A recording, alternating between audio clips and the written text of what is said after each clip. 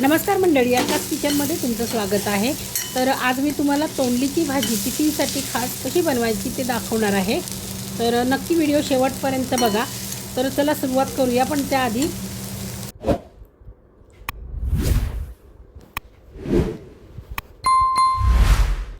तरी पाव किलो तोंडली घेतलेली आहे मी।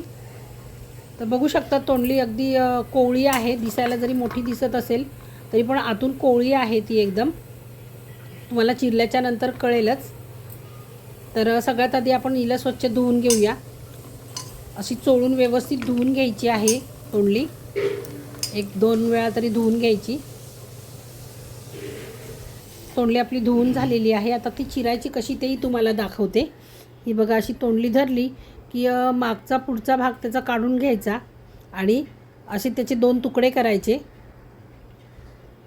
2 तुकडे केल्याच्यानंतर मधोमध कापायचं आणि मधोमध कापल्याच्यानंतर पुन्हा असे बारीक तुकडे करायचे।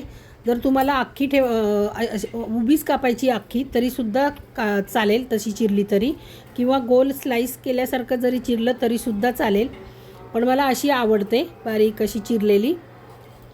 भाजी दिसायला पण छान दिसते आणि शिजायला पण पटकन शिजते। तर हे बघा, अशा पद्धतीने मी चिरून घेतलेली आहे। सगळी एकसारखी दिसते की नाही बघू शकता तुम्ही, दिसायला खूप छान दिसते आणि कोवळी आहे, एकदम पटकन शिजेल। तर फोडणीसाठी मी एक मध्यम आकाराचा कांदा घेतलेला आहे, 4-5 हिरव्या मिरच्या घेतलेल्या आहे, 1 टोमॅटो घेतलेला आहे, लसूण कुटून घेतलेला आहे 4 पाकळ्या, कोथिंबीर घेतलेली आहे, हे नारळ खवून घेतलेला आहे, 2-2.5 चमचे घेतलेला आहे। तर आता फोडणी देऊया आपण। तर फोडणीसाठी मी कढई ठेवलेली आहे गॅसवरती। कढई गरम झाली की त्याच्यामध्ये 1 पळी तेल घालायचं। तेल चांगलं तापू द्यायचं। तेल तापलं की त्याच्यामध्ये मोहरी घालायची आधी। मोहरी चांगली तडतडू द्यायची। जिरं घालायचं। जिरं चांगलं फुललं की त्याच्यामध्ये कढीपत्ता घालायचा आहे। आता याच्यामध्ये मी हिरव्या मिरच्या घालते। हिरव्या मिरच्या चांगल्या तेलामध्ये असं फ्राय करून घेतल्या, तळून घेतल्या की तिखट लागत नाही दाताखाली आलं तरी। लसूण घालायचा कुटून घेतलेला, नंतर बारीक चिरलेला कांदा घालायचा।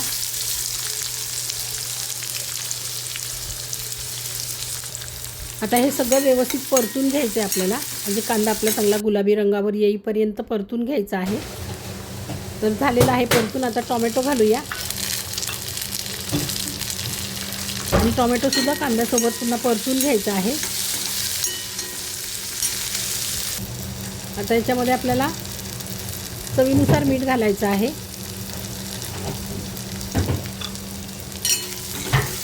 आता हे मिक्स करून घेऊया आणि आपला टोमॅटो चांगला मऊ होऊ देऊया। टोमॅटो चांगला मऊ झालेला आहे बघू शकता। आता याच्यामध्ये आपल्याला मसाले ॲड करायचे आहेत। तर हळद घालते मी पाव चमचा, धना पावडर अर्धा चमचा घातलेली आहे, गरम मसाला अर्धा पाऊण चमचा घातलेला आहे, हिंग राहिलं होतं ते हिंग घालून घेते चिमूटभर। आता हे सगळं व्यवस्थित मिक्स करून घेऊया।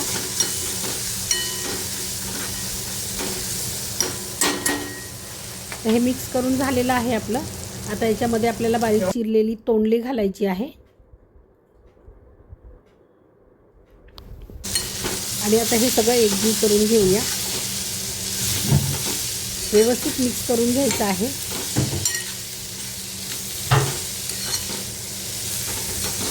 तर हे एकदम कोरडं वाटतंय, वाफेवरती जरी शिजायचं म्हटलं तरी थोडासा पाण्याचा अंश पाहिजेच त्याच्यामध्ये, म्हणून मी हे आपले 1.5 टीस्पून 1 ते 1.5 टीस्पून मी पाणी घातलेलं आहे, जेणेकरून त्याची वाफ तयार होईल आणि आपली भाजी शिजायला मदत होईल। तर हे सगळं मिक्स करून घेतलेलं आहे। मिक्स करून झाल्याच्या नंतर आता आपण झाकण ठेवूया आणि भाजी 7 ते 8 मिनटं लागतील शिजू देऊया। तर झालेली आहेत आपली 7 ते 8 मिनटं झालेली आहेत बघू शकता तुम्ही। आता झाकण उघडून मी बघते,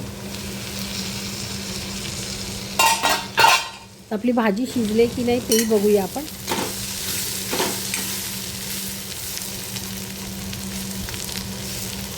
हे बघा, इझिली त्याचे 2 तुकडे होत आहेत, म्हणजे आपली भाजी जशी आपल्याला हवी तशी शिजलेली आहे, जास्त गाळ पण झालेली नाही आणि अशी कच्ची पण राहिलेली नाही आहे। हे बघा मोठा पीस होता तोही मी तुम्हाला तोडून दाखवलेला आहे, म्हणजे भाजी आपली व्यवस्थित शिजलेली आहे. आता याच्यामध्ये हे ओल्या खोबऱ्याचं जो चव आपण केलेला ना, होऊन काढलेलं ते घालायचं आहे आणि कोथिंबीर घालायची आहे वरून. आता हे सगळं मिक्स करून घेऊया.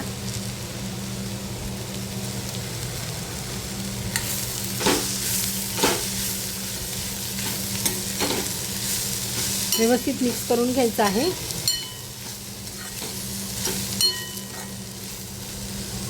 मिक्स करून झालेली आहे. आपण झाकण ठेवायचं आहे आणि पुन्हा 1 मिनिटभर तरी वाफ काढून घेऊया, म्हणजे खोबरं पण त्याच्यामध्ये व्यवस्थित मिक्स होईल. तर 1 मिनिट झालेलं आहे. तर बघू शकता मंडळी, मस्त अशी आपली तोंडलीची भाजी तयार झालेली आहे. ही टिफिनसाठी मस्त तुम्ही करून बघा ही नक्की. लहान मुलं तर आवडीने खातील. आणि मंडळी, हा व्हिडिओ तुम्हाला कसा वाटला ते नक्की कमेंटमध्ये सांगा. व्हिडिओला लाईक करा, शेअर करा, सबस्क्राईब करा.